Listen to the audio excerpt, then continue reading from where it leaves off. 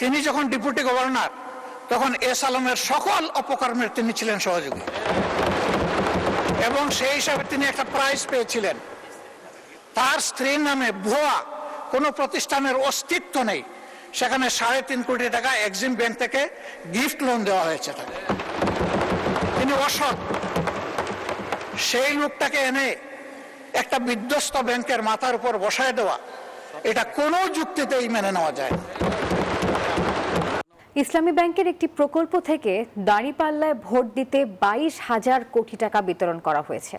এখন এই ব্যাংকের পরিচালনা পর্ষদ পুনর্গঠন ইস্যুতে আন্দোলন করে দেশ অস্থিতিশীল করার চেষ্টা করা হচ্ছে। সংসদ অধিবেশনে এমন অভিযোগ সরকারের মন্ত্রীদের। আর বিরোধী দলীয় নেতাদের অভিযোগ, এই ব্যাংকের ওপর পুরনো দখলবাজদের চোখ পড়েছে। মঙ্গলবার বাজেট অধিবেশনে এসব কথা বলেন তারা। বেশ কিছুদিন ধরে নতুন চেয়ারম্যান নিয়োগ ও পরিচালনা পর্ষদ পুনর্গঠন সহ নানা ইস্যুতে আলোচনায় ইসলামী ব্যাংক।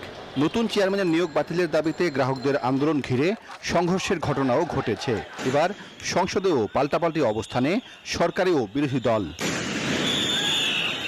বাজেট অধিবেশনের তৃতীয় দিনে বিরোধী দলীয় নেতারা ইসলামী ব্যাংক নিয়ে ষড়যন্ত্রের অভিযোগ তোলেন।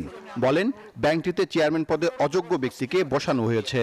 82% এস আলমের যে মালিকানা, এই 82% হচ্ছে অন্যান্য লোকদের মালিকানাকে ডাকাতির মাধ্যমে ডিজেফাই দিয়ে এটাকে সে দখল করে জোর করে নিয়ে গেছে।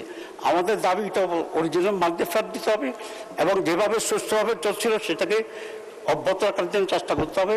নাহলে গ্রাহকরা আন্দোলন করবে, স্টেট ব্যাংকের পক্ষে যা আছে তারা আন্দোলন করবে, এবং দেশে একটা বড় ধরনের আনরেস্ট হওয়ার সম্ভাবনা আছে।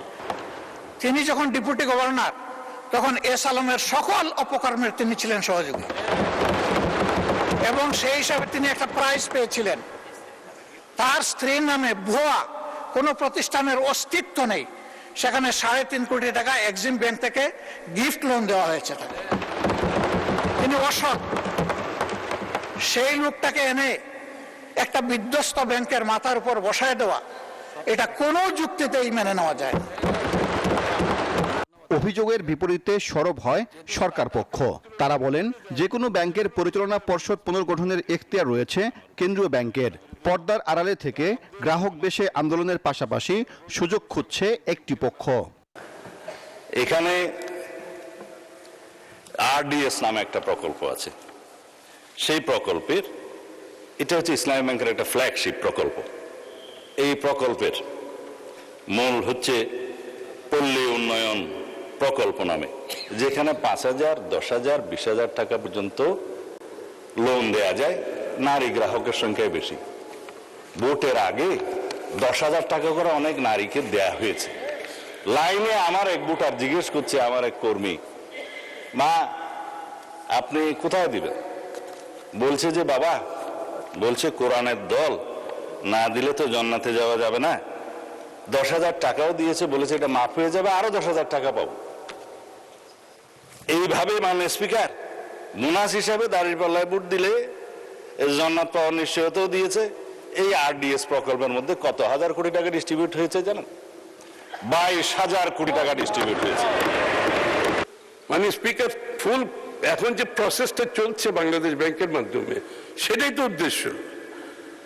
সরকার তার বৈধ মালিকের কাছে ব্যাংক ফিরিয়ে দেওয়ার যে প্রক্রিয়া, সেই প্রক্রিয়াটা বাংলাদেশ ব্যাংক বর্তমানে করছে, এবং বাংলাদেশ ব্যাংক যেখানে শঙ্কা প্রকাশ করছে, বাধাগ্রস্ত হচ্ছে যে যাদের মাধ্যমে পরিচালিত হলে গ্রাহকদের সুবিধা হবে, শেয়ার হোল্ডারের সুবিধা হবে, সেই জায়গায় পরিবর্তনটা আনছে, এবং সেই পরিবর্তন আনার অধিকার বাংলাদেশ ব্যাংকের ব্যাংক আইনের পরিপ্রেক্ষিতে আছে।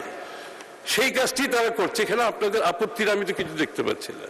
সংসদ অধিবেশনে স্টার্টআপ বা নতুন উদ্যোক্তাদের জন্য 4% সুদে 500 কোটি টাকার একটি বিশেষ তহবিলের কথা উঠে আসে। 13,17,000 কৃষককে ঋণ মওকুফে এখন পর্যন্ত 1,570 কোটি টাকার তহবিল সহ সরকারের জনগুরুত্বপূর্ণ নানা বিষয়ও তুলে ধরেন সরকার দলীয় সদস্যরা। সারা দেশে 10,000 টাকা পর্যন্ত ঋণ গ্রহণকারী কৃষকগণ এই সুবিধা পেয়েছে। সাইফুল ইসলাম, নিউজ 24, ঢাকা।